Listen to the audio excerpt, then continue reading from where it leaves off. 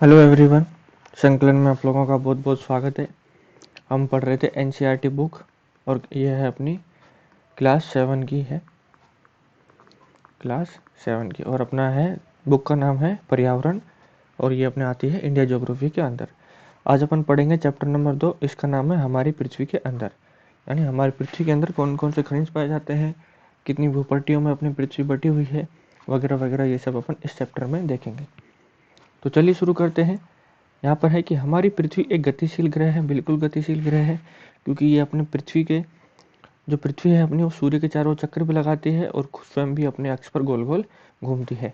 इसके अंदर में बाह्य निरंतर परिवर्तन होता रहता है, अंदर भी इसके अंदर परिवर्तन होता है। कैसे होता है वो अपन आगे वाले में देखेंगे। और बाहर का तो आपको देख लिया, परिवर्तन होता है, मौसम में बदलाव होते हैं, दिन रात होते हैं, बारिश होती है, धूप गिरती है, कभी सर्दी होती है। तो ये सब पर निरंतर परिवर्तन होते रहते हैं, इस वजह से पृथ्वी को गतिशील ग्रह कहा जाता है।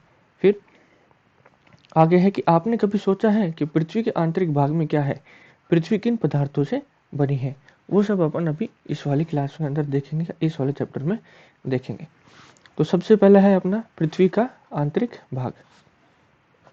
पृथ्वी के आंतरिक भाग की बात करें तो एक प्याज की तरह पृथ्वी भी एक के ऊपर एक सेकेंडरी परतों से बनी है। यानी जैसे प्याज की परतें एक दूसरे के ऊपर होती है ना, एक सेंटर बिंदु होता है, मध्य बिंदु होता है, फिर उसके बाद पहली लेयर, फिर दूसरी लेयर, फिर तीसरी लेयर, फिर चौथी लेयर, ये सब लेयरें प्याज में पाई जाती हैं।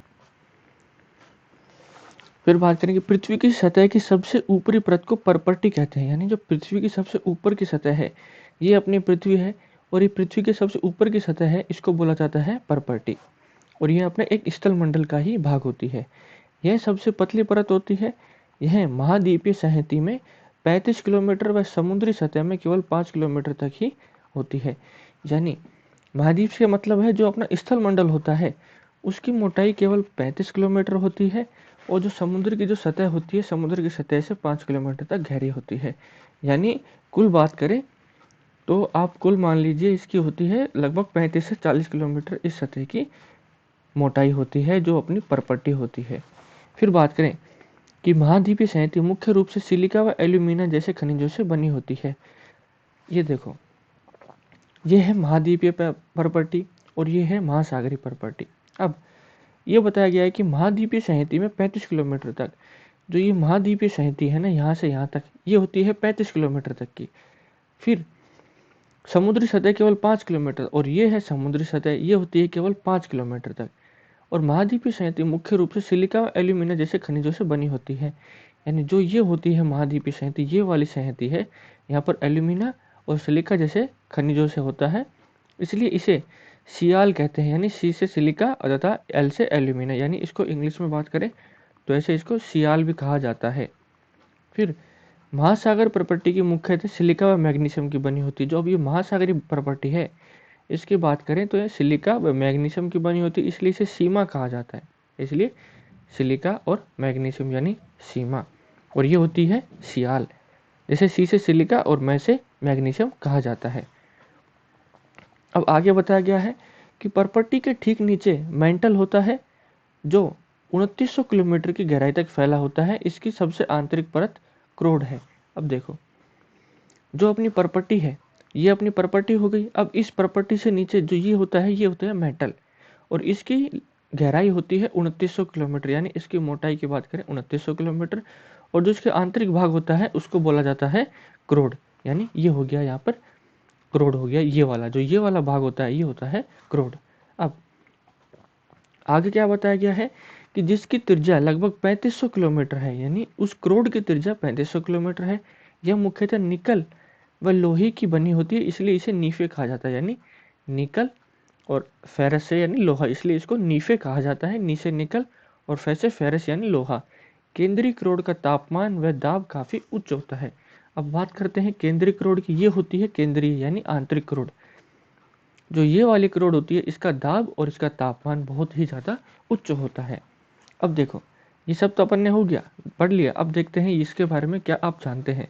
विश्व की सबसे गहरी खान दक्षिण अफ्रीका में स्थित है तथा इसकी गहराई लगभग 4 किलोमीटर है। तेल की खोज में इंजीनियर 6 किलोमीटर तक गहराई खोज चुके हैं। यानी विश्व की सबसे गहरी खान की बात करते हैं तो वो दक्षिण अफ्रीका में है, और उस सबसे गहरी खान की लंबाई है यानी गहराई की बात करें तो 4 किलोमीटर, यानी अपने पृथ्वी की सतह से 4 किलोमीटर तक अंदर तक वो खान है। और तेल की खोज के लिए अपन 6 किलोमीटर तक खोद चुके हैं। पृथ्वी के केंद्र तक पहुंचने के लिए जो बिल्कुल असंभव है, आपको समुद्र की सतह से 6000 किलोमीटर तक गहराई खोदना होगा। यानी ये बताया गया है कि जो समुद्र की अपनी सतह होती है, जैसे ये तो अपना हो गया स्थल मंडल यहाँ से, फिर ये यहाँ पर हो गया समुद्र, और ये हो गई समुद्र की सतह। इस समुद्र की सतह से जो पृथ्वी की गहराई की बात करते हैं तो ये हो जाएगी 6000 किलोमीटर। लगभग 6000 किलोमीटर तक अगर अपन खोदेंगे तब जाके अपन पृथ्वी के आंतरिक भाग में पहुंच सकते हैं। ठीक है, और वो भी कोई संभव नहीं है, असंभव ही कार्य है। ये भी संभव नहीं है कि अपन 6000 किलोमीटर के बाद भी अपन पृथ्वी की जो आंतरिक भाग है उसमें पहुंच सकते हैं। अब आगे बात करते हैं। फिर देखो एक और आया है, क्या आप जानते हैं पृथ्वी के आयतन का केवल 1% हिस्सा ही परपट्टी है, 84% हिस्सा मेंटल व 15% हिस्सा क्रोड है। यानी जो अपनी भू परपट्टी की बात की थी अपन, जो 36 किलोमीटर जिसकी महासागरी होती है और 5 किलोमीटर जिसकी 36 किलोमीटर महाद्वीपीय परपट्टी होती है और 5 किलोमीटर महासागरीय परपट्टी होती है, वो केवल पृथ्वी के पूरे आयतन का 1% ही हिस्सा आता है। 84% में मेंटल होता है और 15% आंतरिक क्रोड का हिस्सा आता है। पृथ्वी की त्रिज्या 6371 किलोमीटर, यानी पृथ्वी की आर की बात करें, त्रिज्या की बात करते हैं तो 6371 किलोमीटर है ये अपने पृथ्वी की। ये चीजें भी अपने को याद रखने लायक है, एकदम फैक्ट वाली बातें हैं। अब शैल व खनिजों की बात करते हैं। पृथ्वी की परपट्टी अनेक प्रकार के शैलों से बनी है। पृथ्वी की परपट्टी बनाने वाले खनिज पदार्थ के किसी भी प्राकृतिक पिंड को शैल कहते हैं। यानी क्या बताया गया है कि पृथ्वी की परपट्टी बनाने वाले खनिज पदार्थ के किसी भी प्राकृतिक पिंड को, यानी कोई भी प्राकृतिक पिंड हो गया, पत्थर हो गया, कोई मिट्टी का टुकड़ा हो गया या किसी और प्रकार की मिट्टी हो गई, उसको बोला जाता है शैल। शैल विभिन्न रंग, आकार व गठन की हो सकती है। मुख्य रूप से शैल 3 प्रकार की होती हैं। शैल का यहाँ से मतलब है, शैल का मतलब है चट्टाने, यानी चट्टाने 3 प्रकार की हो सकती हैं। सबसे पहले हिंदी में बोलते हैं आग्नेय शैल यानी आग्नेय चट्टाने, और इंग्लिश में बोलते हैं इसको इग्नियस। दूसरी होती है अवसादी यानी सेडिमेंट्री, और तीसरी होती है कायांतरित यानी मेटामॉर्फिक शैल। ये होगी 3 प्रकार के चट्टाने शैल। अब आगे बताया गया है कि द्रवित मैग्मा ठंडा होकर ठोस हो जाता है, इस प्रकार बने शैल को आग्नेय शैल कहते हैं। अब अपन ने सबने पढ़ा होगा पिछले वाली क्लास में भी कि जो अपने पृथ्वी का आंतरिक भाग है वहां पर तापमान और दाब बहुत अधिक होने की वजह से जो चट्टाने हैं, जो खनिज पदार्थ हैं, वो सब एकदम द्रव के रूप में है। और जैसे ही वो द्रव बाहर निकलता है तो एक ज्वालामुखी विस्फोट के कारण बाहर निकलता है और धीरे धीरे ऊपर आके ठंडा होने लग जाता है। तो जब द्रवित मैग्मा ठंडा होकर ठोस बन जाता है, यानी जो चट्टाने ठंडी होकर ठोस बन जाएंगी, इस प्रकार बने शैल को आग्नेय चट्टाने कहते हैं। यानी इस प्रकार से जो वहां पर चट्टाने बनेंगी उनको बोला जाएगा आग्नेय चट्टाने, और इन्हें प्राथमिक शैल भी कहा जाता है, यानी इन्हें प्राथमिक चट्टाने भी कहते हैं, क्योंकि द्रवित मैग्मा जो अपने पहाड़ों का निर्माण हुआ है ये मैग्मा का ही वजह से हुआ है। पहले भी एक प्रकार से मैग्मा ही थे, फिर धीरे धीरे इनका उद्गम हुआ है। अब जैसे मैग्मा बाहर निकल के आया और बाहर आके ठंडा हो गया, ठंडा होने के बाद वो ठोस हो जाएगा, और जो ठोस हो जाएगा उसको बोला जाता है आग्नेय चट्टाने, और इस प्रकार की चट्टानों को बोला जाता है प्राथमिक चट्टाने। फिर आग्नेय शैल 2 प्रकार की होती हैं, अंतर्भेदी शैल व बहिर्भेदी शैल। क्या आप ज्वालामुखी से निकलने वाली लावा की कल्पना कर सकते हैं? वास्तव में आग की तरह लाल द्रवित मैग्मा ही लावा है जो पृथ्वी के आंतरिक भाग से निकलकर सतह पर आता है। जब द्रवित लावा पृथ्वी की सतह पर आता है, यह तेजी से ठंडा होकर ठोस बन जाता है।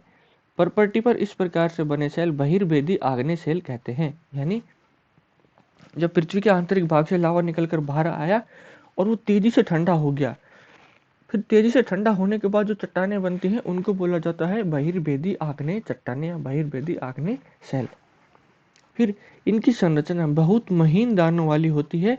उदाहरण के लिए बेसाल्ट, दक्कन का पठार बेसाल्ट चट्टानों से ही बने हैं। यानी बहिर्भेदी आग्नेय शैल की बात करें या इनके एग्जाम्पल की बात करते हैं तो बेसाल्ट चट्टाने हो गई, और जो अपना दक्कन का पठार है, जो अपने प्रायद्वीपीय भारत का बहुत बड़ा हिस्सा दक्कन के पठार में आता है, वो भी बेसाल्ट शैलों से ही बना है। और बेसाल्ट शैलें किससे बनी है? जो पृथ्वी का वो अपना मैग्मा होता है वो तेजी से ठंडा हो जाता है, जिससे चट्टानें बनती हैं, वो कहलाती हैं बहिर्भेदी आग्नेय चट्टानें। फिर द्रवित मैग्मा कभी कभी परपट्टी के अंदर गहराई में ही ठंडा हो जाता है। इस प्रकार बने ठोस सेलों को अंतर्भेदी आग्नेय सेल कहते हैं। यानी इस लाइन का मतलब है कि जो कभी कभी मैग्मा होता है वो बाहर आने के बजाय पृथ्वी की आंतरिक सतह पर ही ठंडा हो जाता है, और उस ठंडे चट्टान को या उस ठंडे चट्टानों को बोला जाता है अंतर्भेदी आग्नेय सेल या अंतर्भेदी इग्नियस रॉक। धीरे धीरे ठंडा होने के कारण ये बड़े दानों का रूप ले लेते हैं। ग्रेनाइट ऐसे ही सेल का एक उदाहरण है। यानी अगर वो जल्दी से ठंडा होगा तो वो महीन दानों का रूप लेगा, यानी बेसाल चट्टानें बनाएगा, लेकिन वो धीरे धीरे ठंडा होगा तो वो बड़े बड़े यानी मोटे मोटे दानों का रूप लेगा, और उससे ही ग्रेनाइट चट्टानें बनती हैं। यानी ग्रेनाइट चट्टानें भी अंतर्भेदी आग्नेय चट्टानों का ही उदाहरण है। फिर बताया गया है कि लेई मसाले व दानों का चूर्ण बनाने के लिए जिन अपघर्षण पत्थरों का उपयोग होता है वे ग्रेनाइट के बने होते हैं, जिसको अपन हिंदी में या अपने गांव की भाषा में सिलबट्टा भी बोल देते हैं। वो एक ग्रेनाइट चट्टानों का ही एक प्रकार से उदाहरण है। अब देखो, सेल लुढ़ककर, चटककर तथा एक दूसरे से टकराकर छोटे छोटे टुकड़ों में टूट जाती है। इन छोटे कणों को अवसाद कहते हैं। ये अवसाद हवा, जल आदि के द्वारा एक स्थान से दूसरे स्थान पहुंचकर जमा कर दिए जाते हैं। ये अदृढ़ अवसाद दबकर एवं कठोर होकर सेल की परत बनाते हैं। इस प्रकार की सेलों को अवसादी सेल कहते हैं। यानी सबसे पहले वो आग्नेय चट्टानें बन गई, अपने आग्नेय चट्टाने के पहाड़ बन गए, ग्रेनाइट के पहाड़ बन गए। अब कभी कभी भूकंप आ गया तो वो चट्टानें चटक गई, चटक कर नीचे नीचे लुढ़कते हुए आ गई। अब वो लुढ़कते लुढ़कते मोटे मोटे टुकड़ों में भी बिखर जाएगी, पतले पतले में भी, छोटे छोटे में भी। कई अपनी नदियां भी अपने साथ पत्थर बहकर लेके आती हैं। वो धीरे धीरे आकर छोटे छोटे टुकड़ों में आकर एक जगह से दूसरी जगह चले जाते हैं। अब एक जगह से दूसरी जगह जाने के बाद वो जब जमा होते हैं और बहुत सालों के बाद वो दबकर और कठोर हो जाते हैं, उस प्रकार से जो चट्टानें बनती है उनको बोला जाता है अवसादी चट्टानें या सेडिमेंट्री रॉक। उदाहरण के लिए बलुआ पत्थर रेत के दानों से बनता है। इन सेलों में पौधों, जानवरों व अन्य सूक्ष्म जीवाणु जो कभी इन सेलों पर रहे हैं के जीवाश्म भी हो सकते हैं। यानी इस लाइन का मतलब है कि जो बलुआ पत्थर होता है, जैसे अपना बलुआ पत्थर कहाँ मिलेगा, जहाँ पर रेगिस्तान होगा, और रेगिस्तान में क्या होगी, रेत होगी। अब वो रेत धीरे धीरे एक जगह से उड़कर दूसरी जगह पर जाती है, जमा हो जाती है। फिर उस रेत के ऊपर अगले दिन और नई रेत आती है, फिर उसके ऊपर अगले दिन और नई रेत आती है। इस प्रकार से प्रक्रिया चलती रहेगी साल दर साल, और जो सबसे नीचे फिर जो रेत दब जाएगी अपनी, वो एक चट्टान का रूप धारण कर लेती है, और उस चट्टान को बोला जाएगा बलुआ पत्थर। अब वो बलुआ पत्थर में क्या हो सकता है कि कुछ भाई पौधों के अवशेष भी पाए जा सकते हैं, क्योंकि पौधों के अवशेष भी रेत के साथ उड़कर आ जाएंगे ना। जानवरों के अवशेष भी, कुछ हड्डियां भी या कुछ सूक्ष्म जीवाणु भी उन सेलों के साथ उड़कर या दबकर वहां पर ही जमा हो जाते हैं, तो उन्हें जीवाश्म कहते हैं। अब जीवाश्म क्या होता है, ये देखो, सेल की परतों में दबे हुए मृत पौधों व जंतुओं के अवशेषों को जीवाश्म कहा जाता है। यानी किसी पेड़ की कोई टहनी आ गई, या फिर किसी कोई जानवर की हड्डियां आ गई, दांत आ गए, नाखून आ गए, वो सब आते हैं जीवाश्म में। अब बात करते हैं कि आग्नेय व अवसादी सेल उच्च ताप व दाब के कारण कायांतरित सेल में परिवर्तित हो जाती हैं। चित्र 2.3, ये 2.3 है। उदाहरण के लिए चिकनी मिट्टी स्लेट में, चूना पत्थर संगमरमर में परिवर्तित हो जाता है। यानी आग्नेय चट्टानों का तो अपन ने देख लिया कैसे बनते हैं। भाई मैग्मा जो ठंडा होता है दो प्रकार से बनता है, जल्दी और धीरे धीरे। फिर उन आग्नेय चट्टानों से जो टूटकर अवसाद होते हैं, उनसे अवसादी चट्टानें बनती हैं। फिर इन आग्नेय और अवसादी चट्टानों के उच्च ताप व दाब के कारण कायांतरित सेलों में परिवर्तित हो जाते हैं। जिससे ये देखो चिकनी मिट्टी है, अब ये चिकनी मिट्टी भी एक प्रकार की चट्टानी है। अब ये उच्च ताप और दाब या कोई और भी परिस्थिति के कारण चूना पत्थर में यानी स्लेट में परिवर्तित हो जाएगी, और जो चूना पत्थर होता है वो संगमरमर में परिवर्तित हो जाता है। ये प्रकार की चट्टानें होती हैं अपनी कायांतरित चट्टानें। अब देखो, सेल हमारे लिए बहुत उपयोगी होती हैं, यानी चट्टानें हमारे लिए बहुत उपयोगी होती हैं। कठोर चट्टानों का, सेलों का उपयोग सड़क, घर, इमारत बनाने में किया जाता है। आप पत्थरों का उपयोग कई खेलों में करते होंगे। उदाहरण के लिए 7 पत्थर पिट्ठू भी खेला होगा अपन ने। फिर चिबड्डी, स्टापू या किटकिट, 5 पत्थर जिसे अपन गट्टे खेलते थे। आप अपने दादा दादी, माता पिता, पड़ोसी आदि से पूछकर अन्य खेलों की जानकारी प्राप्त करें। ये सब अपन यहाँ पे छोड़ते हैं। अब आगे बात करते हैं। देखो कि आपको जानकर आश्चर्य होगा कि किन्हीं निश्चित दशाओं में एक प्रकार के सेल चक्रीय तरीके से एक दूसरे में परिवर्तित होते जाते हैं। एक सेल से दूसरे सेल में परिवर्तन होने की इस प्रक्रिया को सेल चक्र या चट्टान भी चक्र बोला जाता है। यानी इस लाइन का कहने का मतलब है कि चट्टानें एक चट्टान से दूसरी चट्टान में, दूसरे प्रकार से तीसरे प्रकार में, तीसरे से फिर वही पहले वाले रूप में आ जाते हैं। जो ये प्रक्रिया चलती है इसको बोला जाता है सेल चक्र। अब देखो, आप जानते हैं कि द्रवित मैग्मा ठंडा होकर ठोस आग्नेय सेल बनाता है, बिल्कुल अपन ने पढ़ा था। ये आग्नेय सेल छोटे छोटे टुकड़ों में टूटकर एक स्थान से दूसरे स्थान पर स्थानांतरित होकर अवसादी सेल का निर्माण करते हैं, ये भी अपन ने पढ़ा था। फिर ताप व दाब के कारण ये आग्नेय व अवसादी सेल कायांतरित सेल में बदल जाते हैं। अत्यधिक ताप व दाब के कारण कायांतरित सेल पुनः पिघलकर द्रवित मैग्मा बन जाती है और यह द्रवित मैग्मा पुनः ठंडा होकर ठोस आग्नेय सेल में परिवर्तित हो जाता है। यानी देखो, सबसे पहले ये मैग्मा निकला, मैग्मा जब ठंडा हुआ तो अपने आग्नेय चट्टानों का निर्माण हुआ। फिर आग्नेय चट्टानों के जो अवसाद है यानी अवशेष हैं वो टूट टूट कर जमा हो गए, ये तलछट हो गया। फिर इससे बना अवसादी सेल, यानी इससे ही ये सारे इकट्ठे हो गए, इसको फिर बना अवसादी सेल। अब अवसादी सेल ताप व दाब के कारण कायांतरित चट्टानों में परिवर्तित हो गया। अब कायांतरित चट्टानों में परिवर्तित होने के कारण और भी ताप और दाब आ गया, यानी और अत्यधिक ताप और दाब आ गया, तो ये वापस से ताप और दाब के कारण फिर से मैग्मा में परिवर्तित हो जाएगी। अब देखो, अब ये वापस से उल्टा तीर इसलिए लगाया गया है कि आग्नेय चट्टान है, मान लेते हैं इसका अवसाद नहीं बना, ये अवसादी चट्टान में परिवर्तित नहीं हुई, लेकिन ये अत्यधिक ताप और दाब के संपर्क में आ गई, जिसकी वजह से ये वापस से पुनः पिघलकर मैग्मा बन जाता है। और ये आग्नेय चट्टानों से भी अपन कायांतरित सेल का निर्माण हो सकता है। और सेम यही बात यहाँ पर लागू होती है कि अवसादी सेल पर भी अत्यधिक ताप व दाब लागू हो गया, ये संपर्क में आ गई, तो उसकी वजह से भी मैग्मा का निर्माण हो सकता है। यानी ये चक्कर ऐसे अविरत हमेशा चलता ही रहेगा, लगातार चलता रहता है। अब आगे बात करते हैं कि सेल विभिन्न खनिजों से बनी होती है। खनिज प्राकृतिक रूप से पाए जाने वाले पदार्थ हैं जिनका निश्चित भौतिक गुणधर्म व निश्चित रासायनिक मिश्रण होता है। खनिज मानव जाति के लिए बहुत महत्वपूर्ण है। कुछ का उपयोग ईंधन की तरह होता है, जैसे कोयला, प्राकृतिक गैस और पेट्रोलियम। इनका उपयोग उद्योगों, औषधि और उर्वरक में भी होता है, जैसे लोहा, एल्यूमिनियम, सोना व यूरेनियम। यानी जो खनिज होते हैं उन खनिजों में विभिन्न प्रकार के जो रासायनिक और भौतिक क्रियाएं होती है एक निश्चित मात्रा में होती है, और उनका अपन उपयोग बहुत से अलग अलग चीज़ों में करते हैं। जैसे कुछ खनिज होते हैं अपन ईंधन वाले, कोयला, प्राकृतिक गैस, पेट्रोलियम हो गया। कुछ औषधियाँ भी होती हैं, कुछ उर्वरक होते हैं, और कैसे लोहा, एल्यूमिनियम और सोना भी होता है। तो ये हो गया अपना चैप्टर नंबर 2 यहाँ पर कंप्लीट।